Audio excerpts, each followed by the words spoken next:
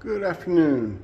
It is time. We have got our transfers completed here, and it's time for us to go back in and start to reinvent this transfer.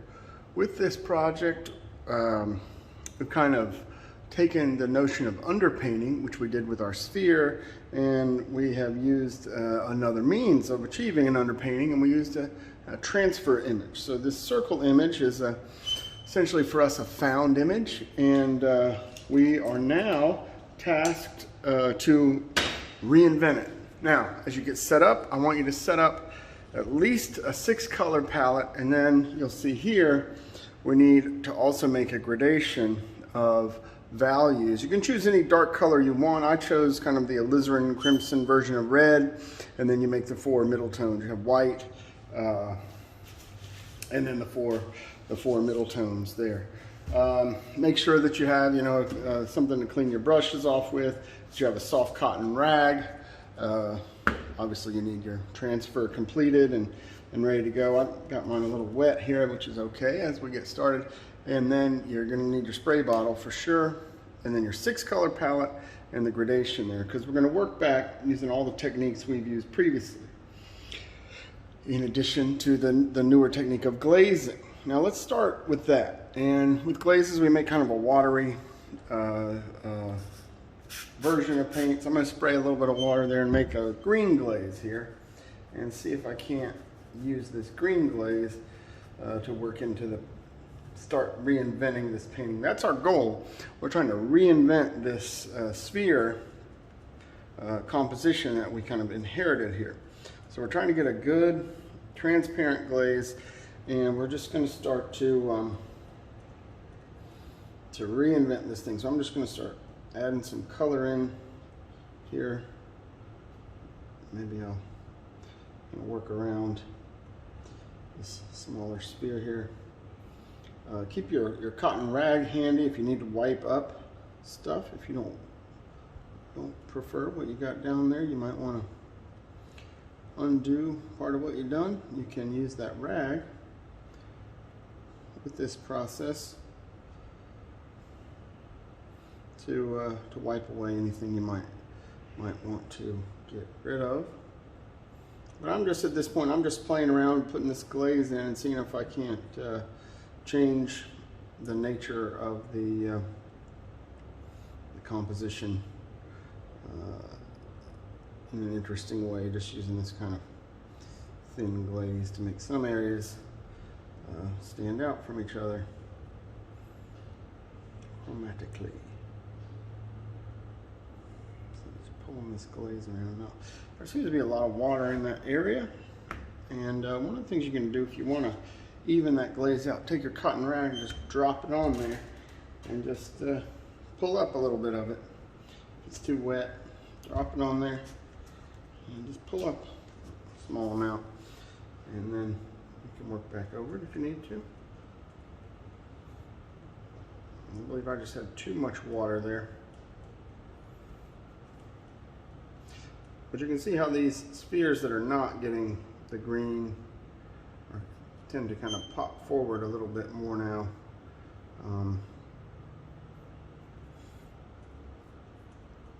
As we kind of play around with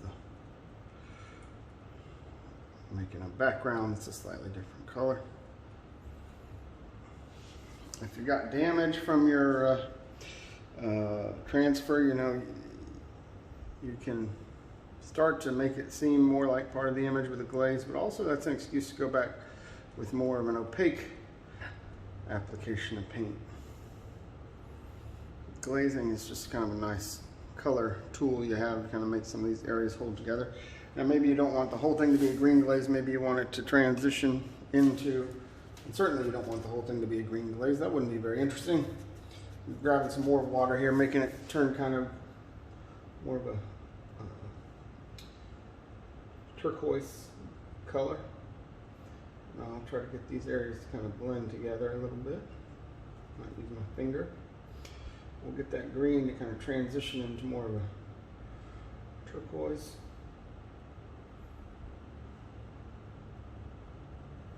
Whoop.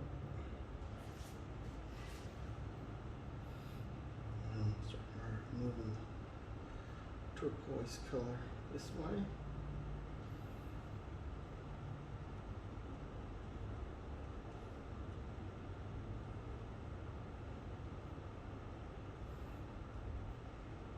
Do it again over here.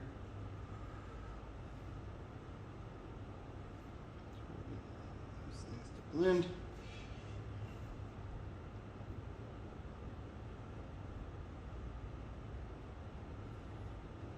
But you don't have to have a huge plan. Some folks like to start out with a plan, but I think sometimes it's good just to start out. Now, I got a problem right there. I didn't want that color. And I can use my rag and take it away. But the glazing technique is a pretty fun way to start to reinvent this image. And that's one technique we have in our metaphorical tool bag at this point. We're developing a repertoire of techniques. And this painting is a venue just to kind of try out some of these different techniques. There's a little bit of paper from the transfer right there. So I'll get over to here. And now it's time to switch my color again. I think I'll go even more blue. Some water. Some more water. Let's see if I can get my glazed.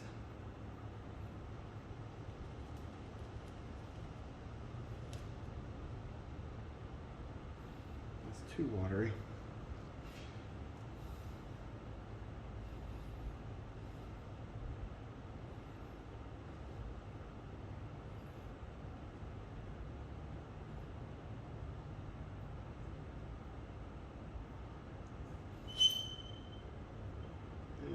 See, we're starting to make a difference here. Maybe now our spheres are looking like little pebbles in the water or something. But who knows? We don't have to have a specific thing we're considering. Anyhow, glazing is one technique we're going to use.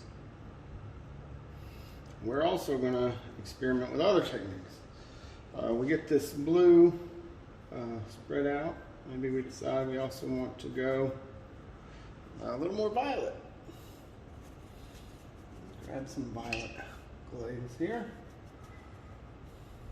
There we go. Again, grab some pink with my finger. I want to dry my brush down a little bit. I don't want it to be so wet. And get our violet glaze here to start to define some of these other areas. And that's the idea. You know, I'm just kind of run through an example of stuff you could do here. But getting these glazes, getting the glazes to transition, make for an interesting way to start to reinvent this composition, which is your job at this point. Let's see, run all the way around there. Okay, so glazes. You can use glazes. You can create some really interesting effects, you know, with those transitions and such. And then maybe one of the things you're going to have to do, and the reason we mixed the value gradation is that you're also going to have to paint in some chiaroscuro elements. Now, for my example, I'm just going to do the sphere, kind of traditional sphere, but you could find a more interesting, if you want, you can paint anything you want, you can find a reference image. But I'm just going to imagine, as we have, that there's a light source coming in from here, and that the sphere has all the 6 stages of value that we're used to. So there's a highlight up here. Paint that in. And then there's an area of light. Let me back up to where we were. I mean, I guess I can get closer, honestly. You know, so we're just painting in that chiaroscuro sphere setup. We have a highlight, and then we have our area of light around here.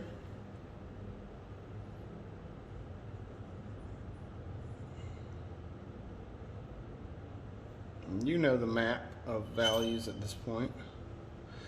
area of light.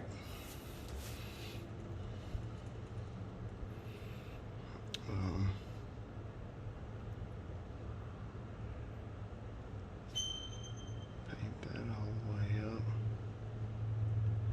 to the edge there. It's kind of circular area of light. If you need to go back and refer to kind of the map of chiaroscuro. Now, one of the things we can do that we've learned is we could take one of these natural hair brushes and we could use that as a blending tool to try to get the white to fade out there. I might have to add some more white. Get our highlight kind of fade into our area of light. We wanted to find highlight, but we don't want it to have a hard edge. Like I said, if you wanted to find a source image for something else, I've had different students reinvent this image in different ways. People have made this thing into planets, they made it into cells, they made it into flowers. One person even made these bubbles and they were coming out of a dolphin that was swimming. Get an area of shadow start here.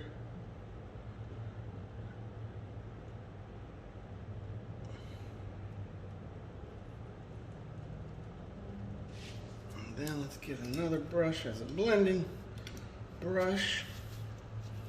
Let's see if we can't get that to blend together nicely. There we go.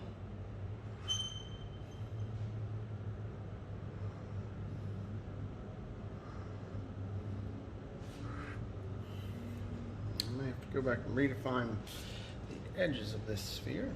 Now let's get our core shadow.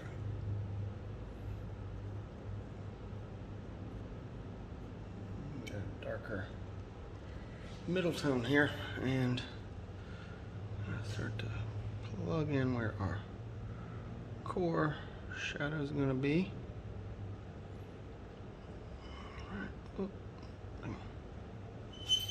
And then we're going to blend those together with that blending brush again. So you gotta, in this painting, you gotta show mastery of this. Oh shoot, too wet. Just put a bunch of water down there. Gotta get that water up with my rag and cause a big mess. Put down some more of this lightest tone here. I needed to fix my edges anyways. I'll have to go back and blend up there. This paint is going on pretty thin. Looks like I'm gonna wind up having to go back and reapply anyways to make the values correct. It's just not going on opaque enough. It shows the brush marks and stuff. So we may have to go back and do all this stuff again anyway. But let's get our blending here.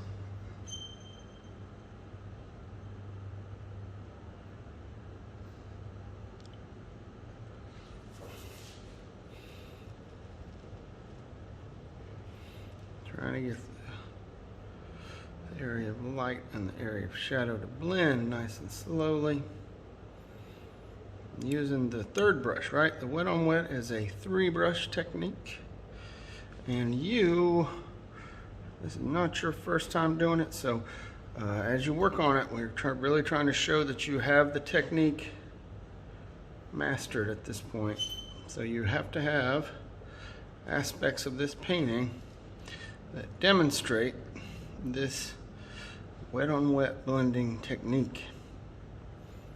What we refer to it sometimes as this 3-brush technique, getting these different values to blend into each other. Now sometimes the middle tone will rise up too far. We got to kind of push it back down. Get this blending going again.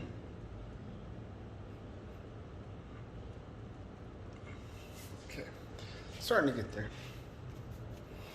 Let's see if we can get some of this.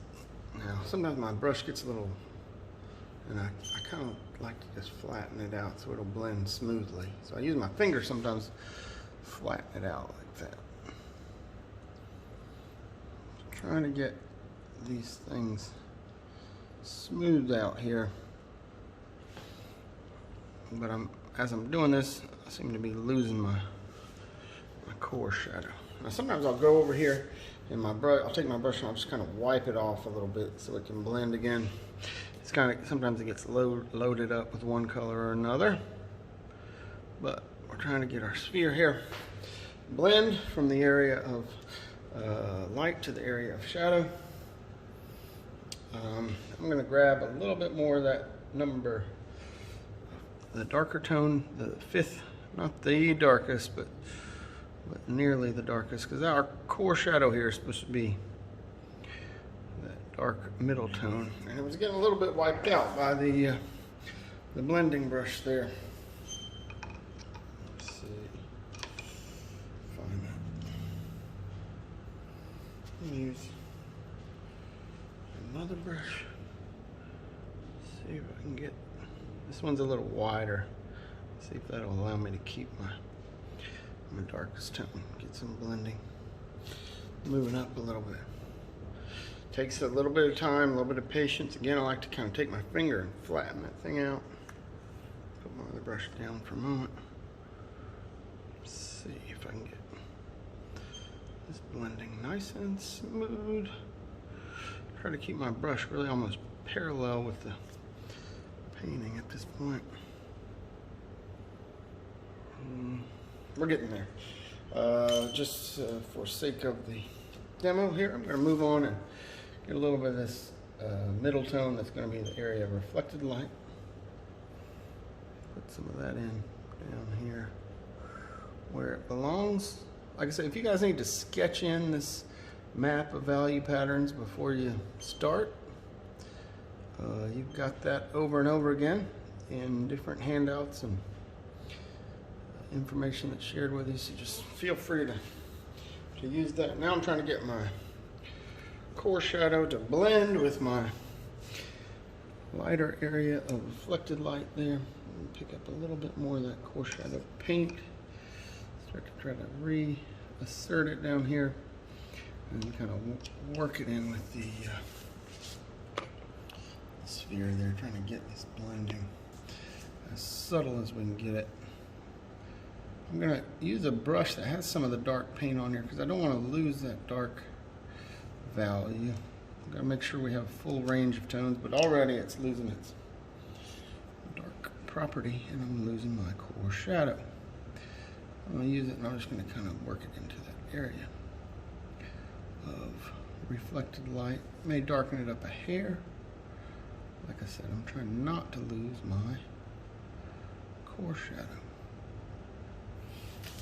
Okay, and let me see if I can blend that little moment up there. And we're doing pretty good. We're getting close to chiaroscuro, even though we got to really go back in and work out. This area has some transparency in it that needs to be fixed. So we're starting to get a chiaroscuro aspect into this. Now, I had another one I'd worked on from earlier, but you can see we're using both opaque and transparent colors here. My transfer here didn't do extremely well when I tried to reseal it with the the plastic, and so you can see it kind of tends to start to get washed out again. So sometimes I'll put some water down on it if I need to try to keep it from, oh, there's been some blue in that brush, to try to keep it from going too cloudy again. But, so we're using all the paint techniques we've used before. If we want to, in one of these areas, we gotta figure out where we can use dry brushing and scumbling. Let's see what we can do. Let's, I'm gonna add something to my palette here. I'm gonna add a little bit of burnt umber.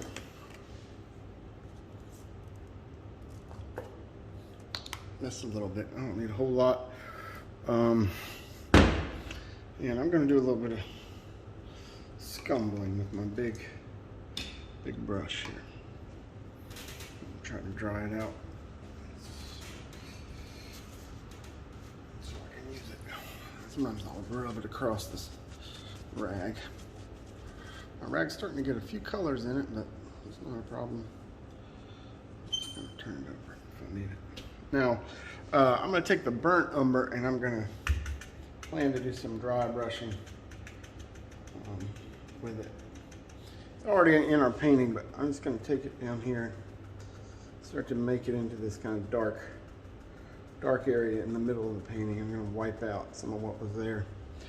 Sometimes, if you want to make a black color, then you can mix some violet. You got to stay with dark colors, but you can mix some violet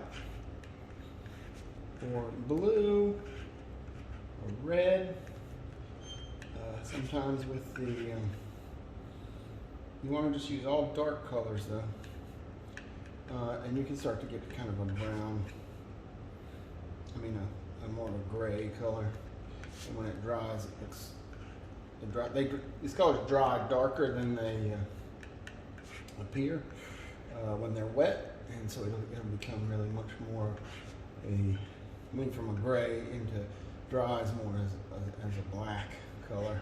So the blue there kind of neutralizes the brown a little bit, and we get what can look more like a black, which might make this part of the painting a little more interesting. To kind of trying to make it disappear a little bit in this area. So kind of scumbling out some of the composition here. By the end of it, as the assignment reads, you really need to save about a third of the original spheres and things, but there is the ability to kind of get rid of a certain amount of them. So I guess that's what I'm doing at this point. It's kind of making some of it disappear with this kind of scumbling technique. And with the other areas still a little bit wet, things will kind of blend together a little more easy. Say the area up here where it's really not wet. Just trying to get that kind of dark void going there. Wiping out some areas of the composition, almost like if this is water, this is a much deeper area of the water, I guess. Drop that in there. So we're all the different techniques: dry brushing, scumbling, glazing. All these things need to be a part of what you're up to with this composition. Now, I was just trying to really with this one quickly demonstrate some of the different techniques. You also need to use the technique of you can kind of see how that's starting to make a dark, deeper moment there. You also need to do some flat applications of color. So on occasion, you can find just say we'll take this orange here, and you just want to maybe you're just going to paint a particular sphere, just a flat color. That's okay in some areas. Just trying to be inventive and think of how your colors relate to each other, and try to have a little bit of fun with it. You're reinventing the image. This is the main challenge, creative challenge given to you here. So, like I said, with this demo, I'm just really trying to, in a very rudimentary way, show you different ways you can use the paint to reinvent this image. I have one I worked on a little bit longer with the classes that met on Friday, and so you get even more of a sense of kind of how these different modes can be applied to the kind of reinvention of an image. So, like I mentioned, we are going to do chiaroscuro in at least a couple of the shapes. There's some flat applications. We got a little smudge right there. Flat application of paint happening in a couple places. And it's good, with the chiaroscuro shape to kind of repeat the some of the flatness, even some of the glazing with similar colors. It helps hold everything together. you know, I was playing around with this blue and repeating the blue in different areas to get different things to hold together. Not quite sure what to do with that just yet. It wasn't really a successful flat application of color, and it was kind of an ugly glaze, and so I'm gonna have to work back into it. But you're supposed to take this project, use all those different techniques, and kind of reinvent the image into something. So hopefully this quick demo kind of gives you some sense of how you can kind of play around with the different techniques and create different effects. We see here with this, you know, use the same breakout of, you know, highlight and light, shadow, core shadow, reflected light. It's kind of 5 stages of value on this thing, but just kind of stretched it out. You know, here's the sphere. Well, this is kind of similar, but just kind of a stretched out version. So you can play around with chiaroscuro and values, but wet on wet blending needs to show up. Glazing needs to show up. Dry brushing, scumbling needs to show up. Flat, hard edge paint technique needs to show up. You need to totally reinvent and refine this composition with kind of the whole complement of techniques kind of showing off your development. I'm going to do a few more things to this. I'll pause the video and come right back. Okay, so I continue to mess around with this thing and try to resolve all the edges. One of the things you have to do, the transfer comes off a little bit uneven. You have this kind of edge you have to deal with. So how do you deal with that and make it part of the composition? And so I really kind of worked on how to kind of redefine those edges using different colors and, you know, flat applications of paint at this point. You know, that's one of the techniques you have to show. You can do flat applications of paint, nice hard edges. So we can see there's kind of, you know, competition in this thing between flatness and roundness. We have to leave a certain amount of the transfer still existent there. We can see how different moments have different, you know, there was some scumbling and things along the edges here, different areas of glazes and flat applications of paint. That gets a glare and it always looks kind of weird on the camera, but we have definitely chiaroscuro blending and all the different techniques we need to exhibit and reinvent this painting. I don't know what we've reinvented this thing into, but I hope you have fun trying to figure out a way to reinvent your painting. Good luck, and I look forward to seeing them on Friday.